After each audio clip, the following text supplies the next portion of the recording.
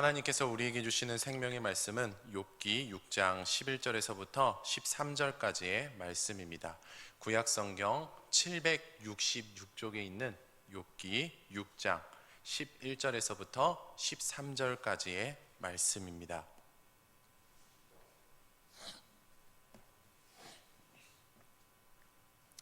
찾으셨으면 한 구절씩 교독하도록 하겠습니다. 내가 무슨 기력이 있기에 기다리겠느냐? 내 마지막이 어떠하겠기에 그저 참겠느냐? 나의 기력이 어찌 돌의 기력이겠느냐? 나의 살이 어찌 노쇠겠느냐? 나의 도움이 내 속에 없지 아니하냐? 나의 능력이 내게서 쫓겨나지 아니하였느냐? 아멘. 선포된 말씀을 통해서 매 순간 예수 그리스도를 깊이 생각할 수 있는 복된 공동체가 될 수 있기를 주님의 이름으로 축복합니다. 어휘력의 한계가 내가 아는 세상의 한계, 어휘력의 한계가 내가 아는 세상의 한계라는 제목의 글을 본 적이 있습니다. 이 글에서 저자는 이런 말을 합니다. 제가 잠시 읽어드리겠습니다. 외국어를 공부하면 할수록 내 어휘력의 한계를 처절하게 느끼며 끊임없이 고통받는 중이다. 외국어 실력이 늘면서 아이러니하게도 내 모국어 실력에 의문이 생겼고 난 한국어를 왜 이렇게 못할까 하며 낙담하는 지경에 이르렀다. 저자는 자신이 어휘력의 한계에 직면했다고 말하며 글을 써 내려가고 있습니다. 제가 이 글을 보며 사람마다 한계에 직면하는 영역이 다를 뿐이지 한계에 직면하지 않는 사람은 아무도 없다는 사실을, 모든 사람은 한계에 직면한다는 그런 생각을 해보게 되었습니다. 그렇습니다. 모든 사람에게는 한계가 있습니다. 사람들에게 능력자라고 인정받고 불리는 사람이라고 할지라도 한계에 직면할 때가 분명히 있습니다. 그런데 한계가 없는 대상, 한계에 직면하지 않는 대상이 있습니다. 그 대상은 바로 하나님입니다. 사랑하는 성도 여러분, 하나님께서는 전능한 분이십니다. 그래서 하나님께는 결코 한계가 없죠. 반면 하나님께로부터 창조된 모든 창조물에게는, 피조물에게는 한계가 있습니다.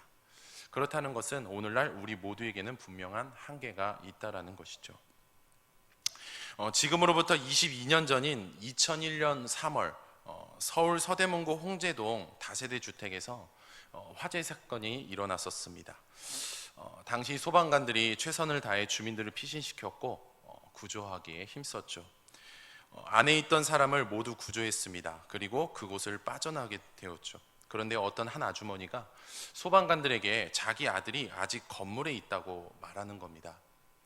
소방관들은 구해야 한다는 사명감에 불길이 치솟는 곳을 다시 들어가 수색을 재개합니다.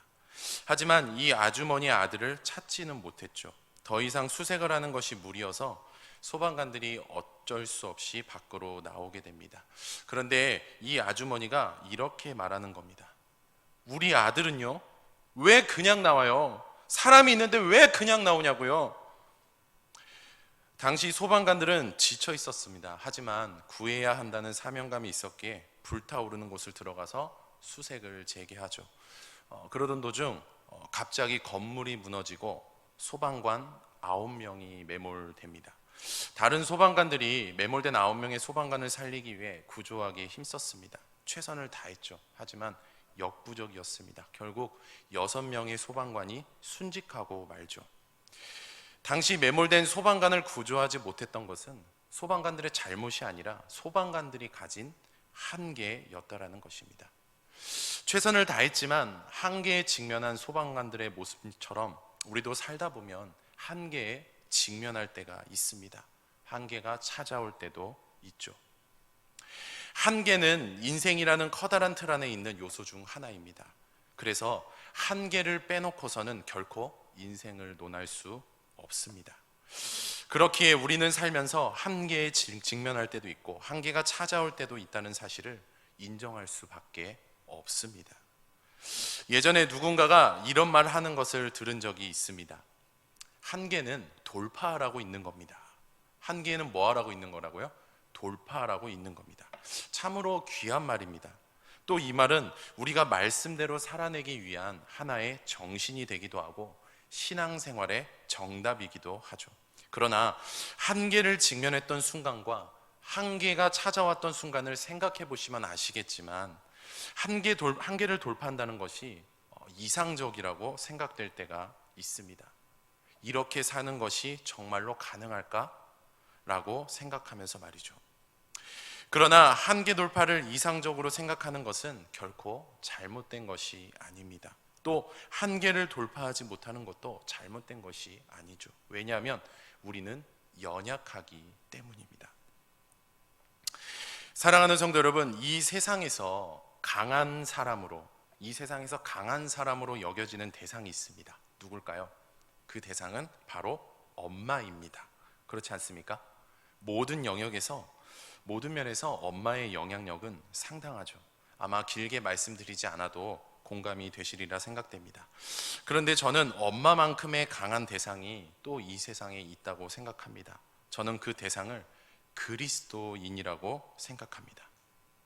온 우주 만물에서 가장 강한 대상이 있는데 그 대상은 하나님이십니다. 믿으시기를 축복합니다. 그리스도인은 가장 강하신 하나님과 동행하고 있기 때문에 엄마만큼 강한 대상은 그리스도인이라고 저는 생각을 합니다. 하지만 그런 그리스도인조차도 완전한 존재는 아니기에 늘 연약함이 드러나기 마련입니다.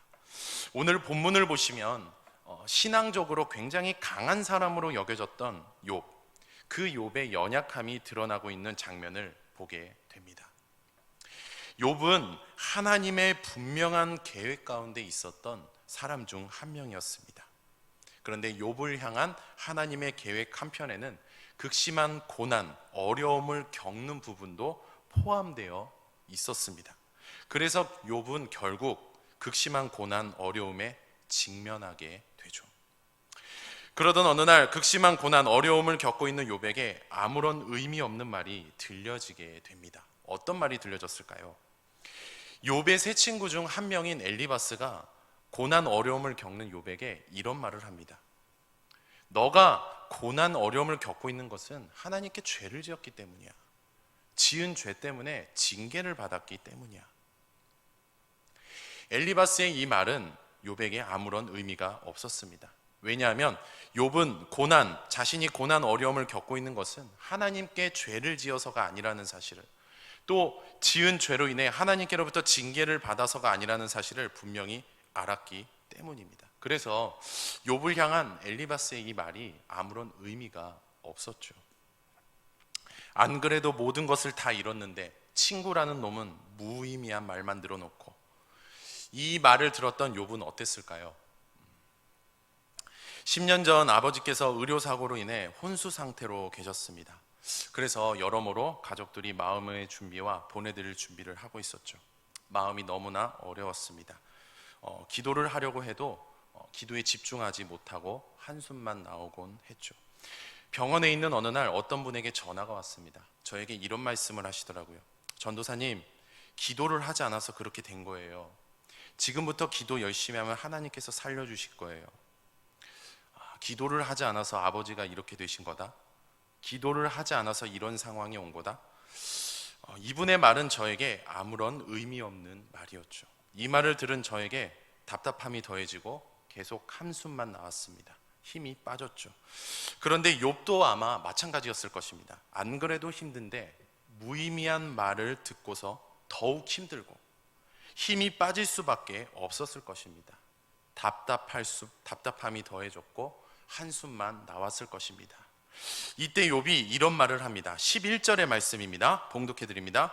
내가 무슨 기력이 있기에 기다리겠느냐, 내 마지막이 어떠하겠기에 그저 참겠느냐. 아멘. 욥은 자기가 이리 치이고 저리 치이다 보니 결국 자신의 기력이 소진되었다, 너무나 많이 소진되었다라고 말을 합니다. 또 욥은 이런 말을 하죠. 12절의 말씀입니다. 우리 다 같이 한번 읽어보겠습니다. 시작. 나의 기력이 어찌 돌의 기력이겠느냐, 나의 살이 어찌 노쇠겠느냐. 아멘. 이 말씀은 욥이 자신의 상태를 노쇠와 비유하면서 말하고 있는 말씀입니다.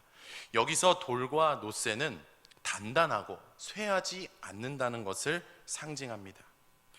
욥은 고난 어려움을 겪으면서 지금 현재 자신의 기력은 돌의 기력이 아니라고, 또 자신의 정신력과 체력은 노쇠가 아니라고 말하고 있습니다. 즉 욥은 자신의 기력이 단단하지 않고 쇠해졌다고, 소진되었다고 말하고 있는 것이죠. 기력이 많이 소진된 욥, 어떻게 되었을까요? 욥은 결국 정신적, 육체적으로 한계에 직면하게 됩니다. 그리고 한계에 직면한 욥은 또 이렇게 말합니다. 13절의 말씀입니다. 봉독해 드립니다. 나의 도움이 내 속에 없지 아니하냐, 나의 능력이 내게서 쫓겨나지 아니하였느냐. 아멘. 욥은 한계에 직면한 자신은 이제 아무런 소망도 아무런 기대도 가질 수 없다고 말합니다. 또 자기에게 도움을 줄 이도 없고 도움을 구하러 갈 곳도 없다고 말합니다. 절규를 하면서 말이죠. 사랑하는 성도 여러분, 우리가 알고 있는 욥은 어떤 사람입니까? 욥은 악에서 떠나 하나님을 경외하는 사람입니다. 극심한 고난, 어려움 가운데서도 하나님을 경외하기에 최선을 다했던 사람이 욥이었죠. 오늘날로 말하면 하나님 앞에서 정말로 신실하고 성령으로 충만한 성도입니다. 그런데 그런 욥이 한계를 돌파하지 못하고 지금 절규하고 있습니다. 욥이 이렇게 절규하고 있는 것은 욥에게 신앙이 없어서가 아닙니다. 또 신앙이 약해서도 아니죠. 욥이 절규하고 있는 것은 그가 가지고 있는 연약함 때문입니다. 그런데 이러한 연약함은 욥에게만 있는 것이 아닙니다. 모든 인간에게도, 우리에게도 있죠. 오늘날 우리가 살다 보면 원하건 원하지 않건 상관없이 욥이 극심한 고난 어려움을 겪기 전의 상황처럼 행복하고 기쁜 일을 겪을 때도 있지만, 반면 욥처럼 한계에 직면할 때도 있습니다. 또 우리는 욥처럼 한계를 돌파하지 못할 때도 있고 절규할 때도 있습니다. 이처럼 우리는 욥처럼 연약합니다. 우리는 그런 존재입니다. 그런데요, 만약에 우리 인생이 절규의 지배를 받는다면, 또 인생이 절규로 가득 차 있거나 절규로 끝난다면 어떨까요? 또 우리 인생의 종착지가 절규라고 한다면 어떨까요? 우리 인생이 정말로 이렇다면 우리 인생은 정말로 비극적이고 절망적이고 소망이 없습니다. 하지만 예수 그리스도를 믿는 사람의 인생은, 우리의 인생은 비록 절규가 있다 한들 비극적이거나 절망적이지 않고 소망이 있다라는 것입니다. 왜 그럴까요? 우리는 끊임없이 절규할 수밖에 없는 연약한 존재지만, 그런 우리는 절규의 지배를 받고 있는 것이 아닌 성령의 지배를 받고 있습니다. 우리는 무엇의 지배를 받고 있더라고요? 성령의 지배를 받고 있습니다. 또 우리는 인생의 절규가 있음에도 불구하고 늘 성령의 인도하심 아래 평안과 감격과 기쁨과 위로를 누리고 있고 영원한 생명이라는 종착지를 향해 달려가고 있습니다. 오늘날 우리가 이러한 은혜 가운데 있기에 인생에 비록 절규가 있을지라도 우리 인생에는 소망이 있습니다. 믿으시기를 축복합니다. 그런데 우리 인생에 소망이 있을 수 있도록 은혜를 베풀어 주신 대상이 계십니다. 그 대상 누굴까요? 우리 인생에 소망이 있을 수 있도록 은혜를 베풀어 주신 대상은 바로 하나님입니다. 로마서 5장 8절의 말씀을 보시면 이런 말씀이 언급되어 있습니다. 우리가 아직 죄인 되었을 때 그리스도께서 우리를 위하여 죽으심으로 하나님께서 우리에 대한 자기의 사랑을 확증하셨느니라. 아멘. 이 말씀은 우리 인생이 죄로 인해 소망이 없었지만 하나님께서 예수 그리스도를 통해 소망이 있게 해주셨다는 말씀입니다. 그렇습니다. 하나님께서는 예수 그리스도를 통해서 우리 인생에 소망이 있을 수 있도록 은혜를 베풀어 주셨습니다. 우리에게 이러한 은혜를 베풀어 주신 하나님을 묵상해 보며 우리의 인생을 이렇게 표현해 볼 수 있습니다. 우리 인생을 이렇게 표현해 볼 수 있습니다. 절규할 수밖에 없지만 소망은 있다. 우리 한번 스크린에 띄워져 있는데 한번 읽어주시겠어요? 자, 읽어보겠습니다. 시작. 게 없지만 무엇은 있다? 소망은 있다. 절규할 수밖에 없지만 소망은 있다. 이것이 바로 우리의 인생인 줄 믿으시기를 주님의 이름으로 축복합니다. 그런데 끊임없이 절규할 수밖에 없는 상황이 펼쳐짐에도 불구하고 오늘날 우리의 인생이 절규할 수밖에 없지만 소망은 있다라는 이 진리를 단순히 머리로만 알고 있는 것이 아니라 체험하게 해주는 것이 있습니다. 그것이 무엇일까요? 히브리서 2장 18절과 3장 1절의 말씀을 보시면 이런 말씀이 언급되어 있습니다. 제가 봉독해 드립니다. 그가 시험을 받아 고난을 당하셨은즉 시험 받은 자들을 능히 도우실 수 있느니라. 그러므로 함께 하늘의 부르심을 받은 거룩한 형제들아, 우리가 믿는 도리의 사도이시며 대제사장이신 예수를 깊이 생각하라. 아멘. 히브리서가 쓰여진 시기는 신앙을 가진 당사자가 신앙을 지키는 문제, 신앙을 고백하는 문제로 인해 박해받고 순교하던 시기, 즉 공포와 두려움이 가득한 시기였습니다. 또 히브리서가 쓰여진 시기는 신앙을 가진 당사자뿐만이 아니라 내 가족이, 내 부모가, 내 자녀가, 내 지체가 신앙을 지키고 고백하는 문제로 인해 박해받고 죽어가는 것을 지켜볼 수밖에 없었던 시기, 즉 애통과 눈물과 슬픔이 가득한 시기였죠. 이처럼 우리 신앙 선배님들이 살았던 이 시기는 욥처럼 끊임없이 정신적, 육체적으로 한계에 직면할 수밖에 없었던 시기, 한계를 돌파하지 못하고 절규할 수밖에 없었던 시기였습니다. 그런데 하나님께서는 이러한 시기에 살고 있던 성도들을 향해 이렇게 말씀하고 계십니다. 예수 그리스도를 깊이 생각하라. 누구를 깊이 생각하라고요? 예수 그리스도를 깊이 생각하라. 예수 그리스도께서는 우리의 인생에 소망이 있을 수 있도록 하나님께서 베풀어 주신 은혜임과 동시에 하나님께서 이 땅에 드러내신 지혜입니다. 이러한 은혜, 지혜인 예수 그리스도를 깊이 생각하면 소망을 주신 하나님께 시선을 둘 수 있게 됩니다. 또 하나님께서 성령을 통해서 주시는 힘과 지혜와 위로와 평안을 누릴 수 있게 되죠.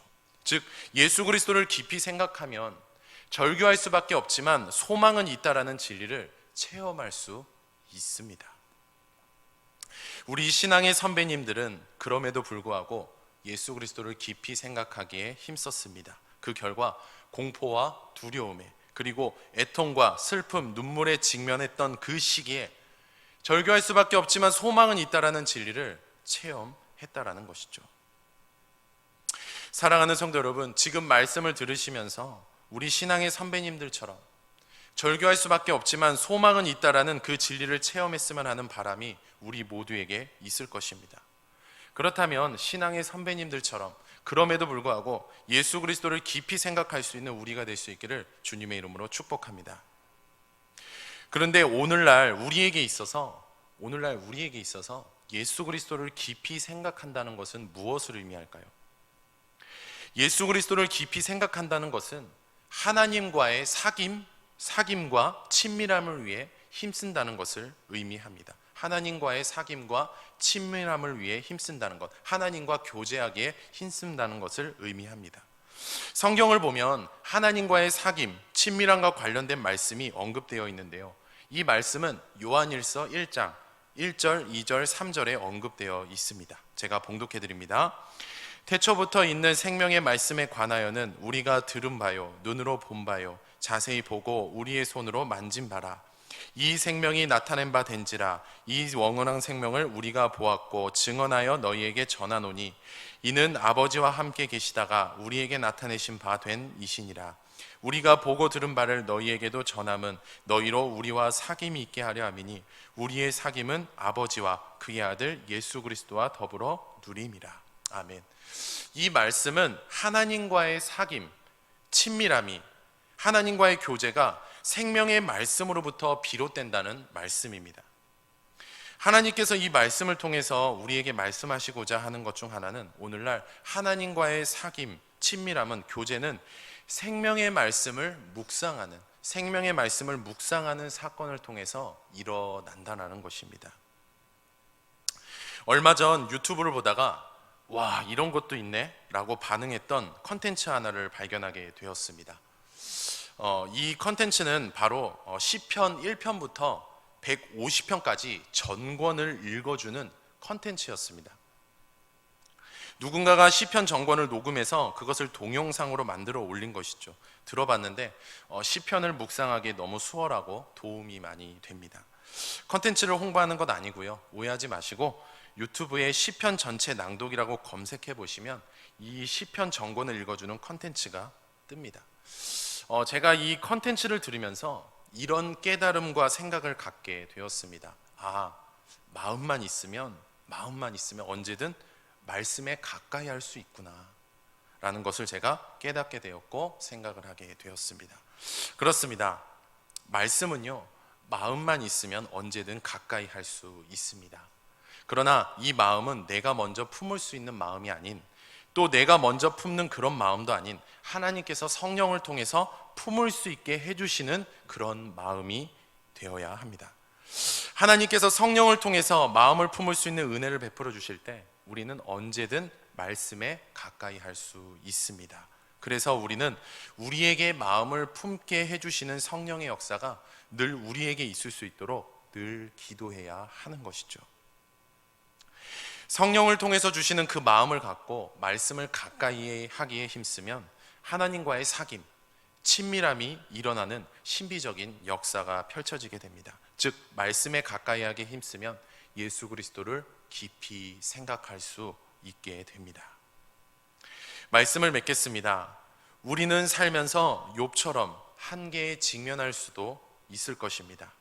한계를 돌파하지 못할 수도 있을 것입니다. 또 절규를 할 수도 있을 것입니다. 우리는 그토록 연약한 존재로서 살아갈 것입니다. 그런데 우리가 그런 존재라는 사실을 잘 아는 대상이 있습니다. 우리를 가장 잘 아는 대상 누굴까요? 그 대상은 바로 하나님입니다. 즉 우리보다 우리를 잘 아시는 분이 누구라고요? 하나님이시라고요. 하나님보다 우리를 잘 아는 대상은 없습니다. 우리보다 우리를 잘 아시는 하나님께서는 우리가 그토록 연약한 존재라는 사실을 분명하게 알고 계십니다. 때문에 우리가 가진 연약함에 대해서, 한계를 돌파하지 못하고 절규할 수밖에 없는 그 연약함에 대해서 깊이 생각하거나, 연약함에 대해서 깊이 생각하거나 죄책감을 품지 마시고 예수 그리스도를 깊이 생각할 수 있는 우리가 될 수 있기를 주님의 이름으로 축복합니다. 그리고 예수 그리스도를 깊이 생각할 수만 있다면 절규할 수밖에 없지만 소망은 있다라는 진리를 체험하게 될 것입니다. 절규할 수밖에 없을 때 인생을 비관적으로 생각하지 마시고 앞으로 체험하게 될 진리를 기대하며 예수 그리스도를 깊이 생각하기에 힘쓸 수 있는 우리가 될 수 있기를 우리 주 예수 그리스도 이름으로 축복합니다.